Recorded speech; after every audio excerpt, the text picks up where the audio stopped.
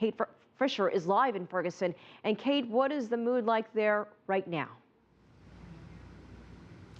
Well, there is still an uneasy tension here, although usually by day things do tend to be somewhat more peaceful, although we're just getting word in here that there has been what police are describing as an officer-involved shooting just a few miles away from us here in Ferguson. I don't have any more details on that, but until then it did seem to be a more peaceful daylight hours here. It's by night that things get a little bit more sinister here in Ferguson.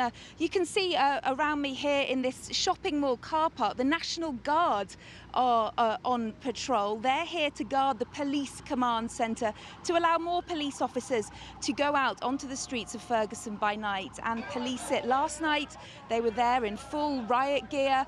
There was canisters of tear gas being released, and as they push back relatively few protesters really, and there were clashes between the two sides. So last night was pretty terrifying at times, really, when that tear gas was let off. But police say that they were fired at by a gun and also by Molotov cocktail, which the police chief showed to reporters in a press conference today. So they say, the police say this is a minority, a criminal minority causing problems, and that most of the protesters are peaceful, but they need to be there showing that force to stop this criminality getting out of hand.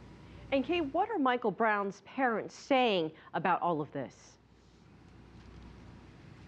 Yes, Michael Brown's parents spoke this morning. They spoke on one of the American network breakfast shows, and it was a very poignant interview. They said that only justice would bring them peace. And his mother, Leslie McSpadden, when asked about whether she felt that this violence taking place was detracting from her quest for justice for her son, this is what she had to say.